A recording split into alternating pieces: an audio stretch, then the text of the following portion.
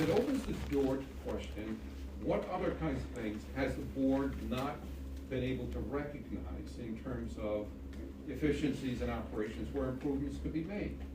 And I think the subcommittee is meant to be reporting to. As a matter of fact, the charter says they report to the board and provide us additional information. And I think as a board, we should be welcoming any additional information that we can use to be able to make decisions here. I'm not saying we take what this committee says as gospel, just like we don't take what the finance committee or the other board that you created. They act as input, collectors of information, and advice to the board, and that's precisely what this is. And as board member, you know, having been a board member now for 8 years this year, I really would welcome any additional kind of point of view that can be brought to us for consideration in making improvements. This is all about making improvements, making the authority better, making it more responsive, garnering additional funding, which very much plays into how efficient and how effectively we're using the existing resources. That's been an issue with the legislature, very apparent, right? So they didn't fund RIPTA in a way that everybody here thought they should on the last round. Why? Because they see deficiencies in our efficiency and use of the existing resources. So this subcommittee is meant to help advise us and for us to be able to rely upon to garner information that we need to get a better insight, a better handle on how we can improve those efficiencies so that we can open up the opportunity for additional funding by being able to say, these are the efficiencies, this is where we want to be, and each year being able to show exactly where we are toward getting to that goal. The TMP is another great example. The agency put out a transit master plan. As of right now, I have seen no way to fund that provided. There is no funding for it. So it's a wonderful plan and everybody wants to do it, but there's a big missing link here that makes it nothing but a bunch of words on a piece of paper. How do we get from having absolutely no funding for it to having $5 billion strategically allocated for it? The board, during the last year and a half that that's been in existence, I haven't heard any suggestions or ideas that will close that gap, that $5 billion gap, in order to make that transit master plan a reality. I've heard a lot of comments from the public and the administration, and the answer is just get it from the legislature, get it from the congressional delegation. Well, apparently there's resistance to doing that because we haven't gotten it from the administration, we haven't gotten it from the legislature, and we haven't gotten it from the congressional delegation. So there's another area, I think, that leads to being able to create a strategy and get advice on what opportunities are out there that we may have overlooked. So this is an opportunity for us to have more information on what opportunity, what kind of funding opportunities may be there that maybe we as a group, we as a board, and RIPTA as an agency may have overlooked or not be aware of.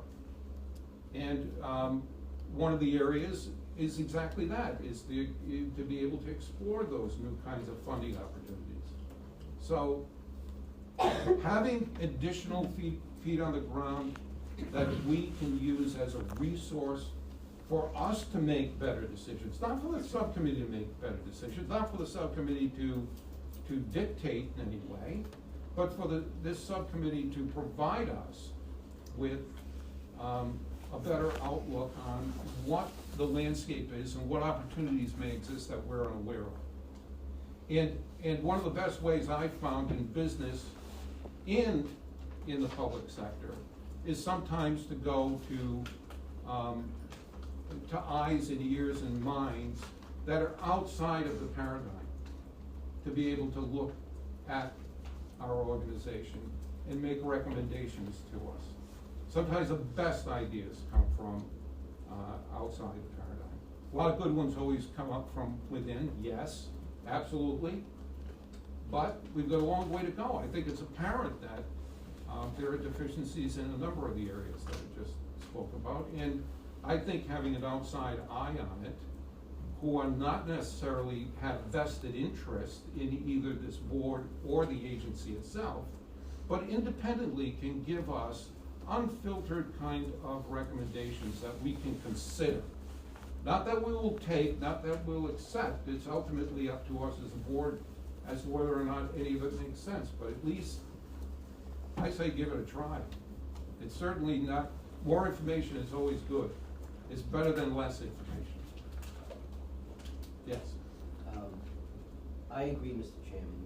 A number of the organizations that I'm part of have a robust subcommittee structure, both internal and external. And what I found is that the level of expertise that we as board members bring to this process is based upon the enabling statute where we have those areas. Mm-hmm. You know, for one, you know, there's supposed to be someone that has an expertise in labor relations. I like to think that I have that. I'm not an expert in business or law. That's why I found it useful to be able to listen to those people that do have that expertise and then base my decision on that. So I just think it's worth a shot. We could try this, and because it's a creature of the bylaws as opposed to statute, we could try it, and if it doesn't work, we try something different, or we revert back. But I think given all of what you said and what we know is on the horizon for what I think we all agree that we need to do to make sure RIPTA is not just fulfilling its mandate, but going beyond that and making sure that this is a service the entire state can be proud of and support financially and politically. I think we need this type of action. And unless anyone else wants to speak, I would make the motion to create the subcommittee as you put it here on the document. Thank you. We have a motion. Is there any discussion? Do we have a second? A second. So we have a second. I appreciate the comments that have been made so far, and I appreciate what you said, Patrick, that we don't have, each of us doesn't have all of the expertise needed. But together as a group, I think we provide a pretty well-rounded group. And while, Director, I appreciate what you're saying about having information at a deeper level, I think, than we have had historically, I would prefer that we do that deeper dive as a board first. You're talking about trying things, because I'm concerned, and based on your most recent comments, it sounds to me more like it's not going to be a subcommittee of board members, but a subcommittee of external individuals, and that really concerns me because they are not the ones responsible for the governance. We are, and there's nothing that prevents us as a board from asking management to provide information that we then can discuss, dissect, struggle with to try to come up with different or better solutions than what we have had.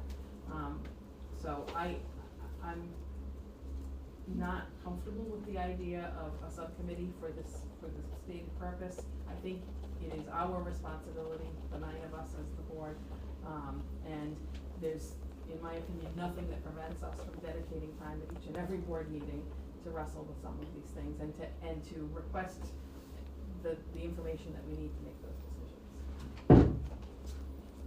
I understand your thoughts. I'm bewildered. I'm absolutely bewildered at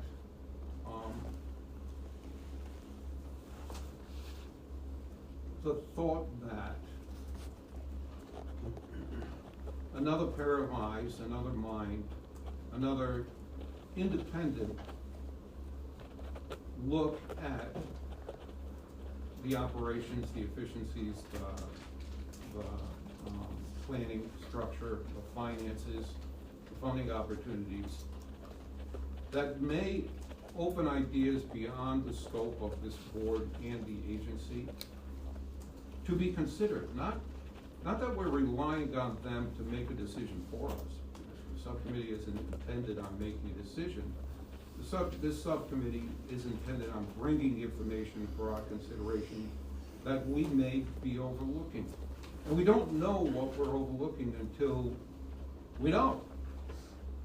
And we could sit here forever if we're continuously overlooking something, or not asking the right questions, or not having some outside kind of information provided to us that may conjure discussions and strategies that we've never considered before. I think we're at that point as an agency and as a board. It's pretty apparent the same old kind of look at things that we as a board have given and the authority have given isn't working, particularly when it comes to our funding. We can't keep regurgitating the same ideas we have, so this would provide us an ability to get some outside ideas that may spark the kind of interest and the kind of credibility that we need going into the legislature and the administration. In talking with people who are the decision makers in the legislature and the administration and in our congressional delegation, they would welcome the kind of insight that this kind of a subcommittee could provide to us, that we could then deliberate upon and make decisions as a board, not as a subcommittee, but as a board, to move forward and advance some new ideas that may spark the interest and imagination of the public and the legislature to be able to give us the funding that we need to go forward. Everything that you just said is true. There's nothing that prevents us from doing that, though. No, it has never prevented us from doing it, but it's never happened either. And this can only help. But you can make that happen by setting a priority for this body to do just that. The priority by law is to do that. And if you're admitting that we haven't, that's precisely goes to my argument of maybe the need for some independent look at what we're doing. That never hurts. In audit by an independent voice and an independent set of eyes and minds never hurts the public agency. It always helps. Now, they may be more work, and we may not like to hear what some of the findings are. We may not, it may be embarrassed that we overlook certain things, but so be it. We're a board and a public agency that is beholden to the general public to get them the best deal that we can and the best service that we can provide to them. And any additional information and any additional input, whether they be inside or outside the agency, should be welcome. We've done the same thing with Rhode Island PBS, which used to be part of the Rhode Island Telecommunications Authority, where we had a separate group, not necessarily board members, members of the public that do that. Yeah. Almost like an omnibus. We did that at RIPTA. I mean, we opened it up not only to our internal staff, but to stakeholders.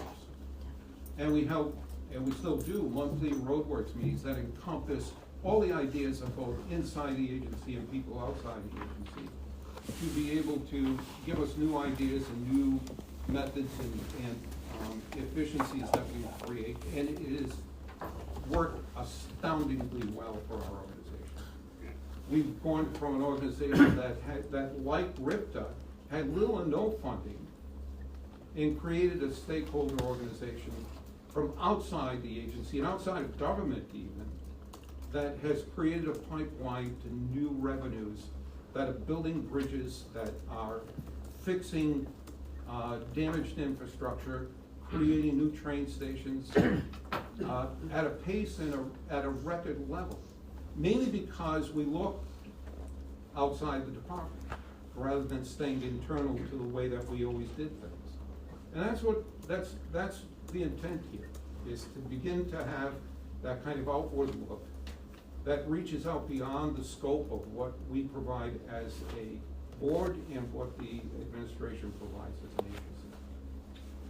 Well, I mean, what is written up here, what I thought it was, is a performance review subcommittee. You look at achieving economy, efficiency, effectiveness, and using the resources. And then No, they're not looking to accomplish that. They're looking to determine whether the authority is achieving it, to advise us. I get that part, but Yeah. we do have some data. I wouldn't defend like everything that's ever been done in terms of efficiency. No organization's 100% efficient, but we have data comparing this organization to others in the country, similar size transit agencies and so forth. If you look at all of the numbers, our cost per mile, cost per rider, you know, all of this other big picture stuff, we are very efficient. Now, that doesn't mean it can't be more. Where has that gotten us? Even though we've published all of that information, it's not simply getting the information and publishing, it's turning it into action that I think is where, look, we're facing a $60 million shortfall at the most recent numbers that I've seen, okay? Would we be in this position if all of the things that you're saying were true and they were being properly assessed and implemented in a way that the legislature, the administration, and the people of the state understood? No, we would not be in this position if that were being done. We are where we are precisely because we've become myopic and self-serving. And we're satisfied with hearing these numbers and the mantra of, oh, everything's okay. Well, apparently everything is not okay. They're okay in our eyes, maybe, but they're not okay in the eyes of the public, in the legislature, in the congressional delegation, and the people of the state of Rhode Island. Something needs to be done. And what I'm suggesting here is open the door and see if maybe it can be done. If it can't, I think Patrick made a good point, that if it doesn't work, fine, we're the board, we can always shut it down and do something else. Well, we gotta do something different. It's pretty apparent. But we need a funding subcommittee, if there ever was a subcommittee. But again, I think that's the responsibility of all of the board members. Yes, The reality it is, and this doesn't take that responsibility. responsibility away, it actually reinforces that responsibility. I don't buy the theory It that, informs it. you know, we're where we are because we're inefficient. There's been chronic underfunding over many years, but the cliff is finally coming because of the Well, I think, caused part I of the think cliff. that in and of itself is a very short-sighted, myopic view of what the real problem is, Norman. I think the real problem is that we continue to say we're as good as we're ever gonna be, in spite of what the public-facing facts of the matter is, and the legislature not funding us because they don't share that view. I think Politics- something needs to be done. The politics. You call it what you went right want. last session to get the funding, and now the cliff is gonna be here, hopefully the politics will smooth out. There's no switch that you switch on that turns on the politics to give you the money that you need. It's an incremental series of improvements in the agency that is visible, that's stepwise, that's accountable, transparent, and it shows through from the agency to the public in a way that they want to make additional investments in us. Not the other way around, not applying political pressure to try and extract money under duress. It's creating a positive, proactive, progressive kind of set of improvements in an agency that shine outward and speak for themselves and become the impetus for that additional funding to come to you. And that takes time, and it takes effort, and it's difficult, and it's not pleasant at times. And sometimes it requires somebody else looking at what you're doing to tell you, maybe you gotta do it a little differently. And relinquishing some of the control that you all seem to want to keep, relinquish some of that for the benefit of getting some free-flowing new ideas coming into us for us to assess. This board or this subcommittee would not extract any of the privileges of this board to do any of those things. All that it does is reinforces our ability to make those decisions and proactively do all of those things. So, I'm not getting it. Are there any other comments? Yeah. No, just the things you're talking about, somebody else to look outside eyes, all that, they call consultants. I mean, if you're gonna tell me that you're not gonna appoint non-board members to this committee, I might have a little more of an open mind. But if they're gonna be non-board members, why don't we just hire a consultant that can give you at least the money? By the for way, these things? that may be the recommendation of the subcommittee. What I'm looking for is the least expensive movement into it. Get the subcommittee established, have them make an assessment, an independent assessment of whether or not we even need a consultant, or maybe the subcommittee, free of charge, may provide us the insights that we may need to act upon. And it's an incremental move in that direction. I don't disagree with you that ultimately it might not be outside consultants that have higher levels of professional expertise to look at some of the more minute details. But as an initial filter, a free public kind of subcommittee that would serve this board, not the other way around. Not that we would serve it or we would take direction from it, but that would provide us that kind of information on whether they think outside kinds of professional organizations might render better results for us. That's part of it. That's part of it. I spoke my piece. Okay. Any other comments, questions? I think we have a motion and a second, so I'll ask for a vote. All those in favor of creating this subcommittee, performance review subcommittee, say aye. Aye. Aye. All those opposed? Opposed. Okay. I just don't get it. I just don't get it. I really don't. What are you guys trying to hide? Well, as we move forward into the next legislative session, you can thank yourselves for effecting no change to how the public and the legislature is going to view this organization. I simply believe that it should start with us. If you think that the past years. Do it. I would say then do it. If you believe the past years haven't been, I'm a newbie here, I've been here for like 2 years, so Yeah. I'm just learning with everybody else, okay? Mhm. If you think it's been done wrong for the past how many years, then start with us. It's not what I Start it think. over, we begin here, and then we look at that down the line. But I personally believe it should start with us first. But it So- is starting with us, that's the whole idea. No, it's not. You're Heather. looking If at we're starting outside We're starting people. with No. our board of directors and our bylaws. And our bylaws give this organization the opportunity and the right, if it so chooses, to form a subcommittee. I understand The that. chairperson is saying that it's starting here. We are the ones that are taking the initiative. We are going to, as a board, engage in this kind of review activity because in my short time here, it's needed. It is starting with us. It is not giving it to other people. It is giving, it's doing exactly what you're saying we should do. And that's why I'm left, as someone who sits on a number of different boards across the state, who's seen what's gone on here for the last year and a half, wondering, why is this body so opposed to having anyone looking at it? I don't think It's that's what it baffling is. to me. I think you're. Well, I think we can wrap up that agenda item. Basically, it is the status quo. There will be no subcommittee, and we will have no outside look at RIPTA. The next item on the agenda is one that was discussed during the last meeting, and several of you folks asked for more time to deliberate upon it. is board approval that moving forward, we be required to approve any charitable contributions. It's funny that in the same Transparency and Accountability Act that is law,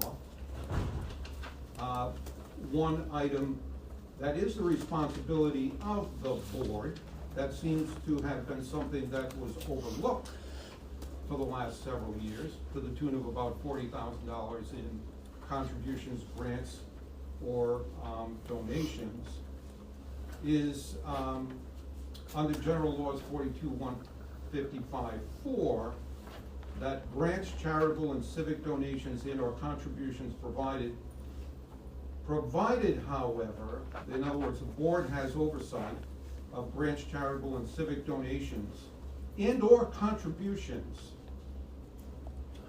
provided, however, that all such grants and donations or contributions shall be voted on by the full board during an open meeting, and the vote shall be recorded in the minutes of the meeting, together with, for every one of these donations, a citation specific to the specific state statute authorizing the action, an explanation of how the grant, donation, or contribution relates to the corporation's mission, any disclosure required by Chapter 14, Title 36 Code of Ethics,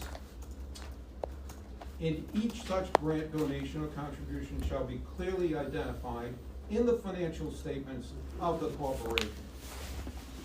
And I submit to you, this is another example of how this board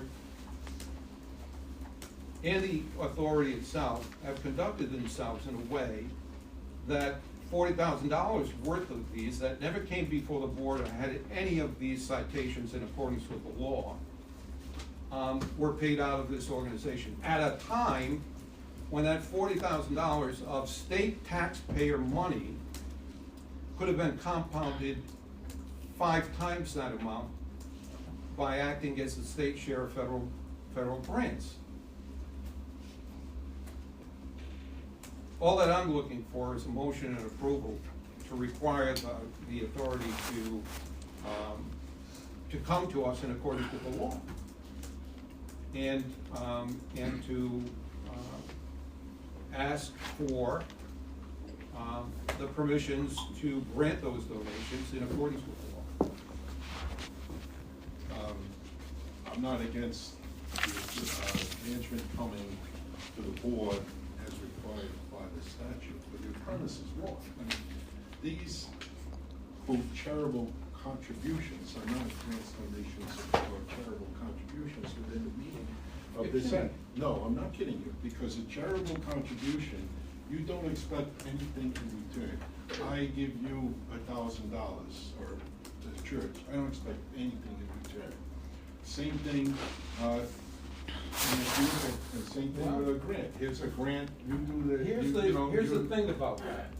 Some of these things that you call, I don't know what you call them, if they're not a donation, went to charitable organizations and private companies to get tickets and meals and gifts in return, not services. There were no contracts. There were no contract between the agency and these organizations that defined what the deliverables were and what the positive outcome was. And in a time that we're facing a $60 million shortfall, to give $40,000 that could translate into $200,000 worth of federally funded grants away for some mystical kind of service that's being provided that none of the explanations, as a matter of fact, several of them actually say they were donations. In the staff's own recommendations, in the accounting of it, they said it's a donation. And at other times, Mr. Chairman, if I may, there are times that are listed as charitable donations, there are services that are benefiting the agency, but they're lumped in together with other ones. Right. For example, there was a workforce development event that I had made a suggestion to the administration, hey, we can't hire any drivers. This is a place that there may be drivers to hire. Why don't we go there and set up shop? Right. That's listed as a charitable donation. That just, It isn't. It which is which not. it isn't. It is But not. then there are other organizations that are clearly charitable. Then there are other organizations that are more politically minded. Right. All of which may be appropriate for us accomplishing our mission. All that I'm saying is that the requirements on the state law of this board is to review any of those and make that determination. Not to just relinquish that control and to allow the authority just to pick whatever charitable organizations they want, make whatever side deals, secret deals in exchange for goods and services of taxpayer money, and then to get the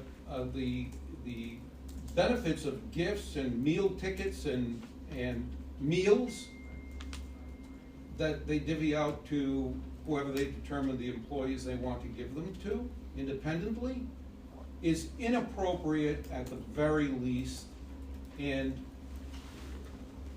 might even be considered unethical in accordance with the state ethics codes. So I'm just looking for the board to make it clear to the administration by vote that we expect any of those kinds of interactions to come to us with a full explanation, seeking our approval. I make that motion to. Have a motion, Second. have a second. All those in I'll just- favor? I'll just speak to it. I'm not against the motion. I think they should come to us with whatever is required under the statute. And if they want to come to us with additional things, that's fine too. But I don't buy the premise that this organization has been violating the statutes, codes of ethics, and all these other things with these things.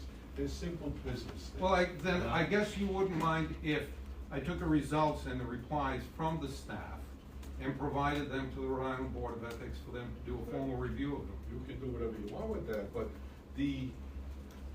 I read the reports. I don't know where you get the 40,000. I'm looking to short circuit all of that and just make sure that we, as a board and they as an agency, comply with law. We have a motion and a second. All those in favor? Won't you have discussion on the motion? And, Go ahead. well, I'll just give you an example, and I think you say this is unethical. The movie theater down, at the mall gives out 50 free tickets to RIPTA. They don't expect anything from us. It's like acknowledging that, we provide a service that serves the mall and the folks at the mall and even the movie theater. So somebody in management has to figure out who gets the 50. I've never No, heard. there's a step before that. Yeah. It's to figure out whether that private organization has given you a gift as an agency that exceeds the ethical boundaries of the state ethics code, that are over a certain amount, either individually or in aggregate over another set amount, to determine whether or not it's even legal for the agency to be able to take that. There is that other interim step, a minor thing, it's called law. No, the law. And codes of ethics. But beyond that, for public agencies like us, we need to go beyond what is just required by law. We need to take a stand that even the appearance or the hint of impropriety should be circumvented or prevented, because that erodes the public trust, which erodes the trust by the administration and the legislature, which erodes our ability to get additional funding unless we have the support and confidence of everybody out there. And this is precisely the kind of thing that we're looking to improve, or we should be looking to improve as a board. That's all. Not keep things the same as they've always been. Director, I regularly attend the board meetings of Rhode Island Housing, another quasi. Yes. This is a standing agenda item for their board meetings where the administration reviews the charitable contributions. Yeah. And I agree, it may be a misnomer, when they talk about purchasing tickets to events and Yes. things of that nature. And, you know, every month there's 2 or 3 or 5 different, things that Rhode Island Housing has spent money on. Yeah. You know, it's a formal and pretty routine part of their agenda. I think it makes sense, there's no reason not to do it. No, I agree, and I'm in favor of the motion. I had a concern, again, it's in terms of philosophy of the board. So you bring this up like front and center as if it's, you know, illegal actions and unethical and all of these other things. And you're talking about something that normally would be in my view, management type decision. And I looked at, you know, how much had been paid out, if you will, and it's 0.006% of the budget over the last 3 years, of what we spent over the last 3 years. I hear all your stuff about you want the highest of ethics and all these other things. I never heard anybody complain that there was anything unethical about any of this stuff. But again, I have no problem, they can bring it to the board, that's fine. Great. Any other comments, questions? One comment. Yes. There's a difference between contributions and underwriting. So some of Yeah. the non-contributions may be underwriting of different events. Mhm. Well, maybe we can ask our legal counsel to give us some feedback on the differentiation and what the kind of the fine points of law are in dividing what would be considered one thing that is acceptable as opposed to another. So, we have a motion and it's seconded. All those in favor? Aye. Aye. The motion carries. Thank you very much. That brings to a conclusion the items that are on our agenda, and I will entertain a motion to adjourn. So moved. Second. All those in favor? Aye. All those opposed? I was just didn't want to vote against.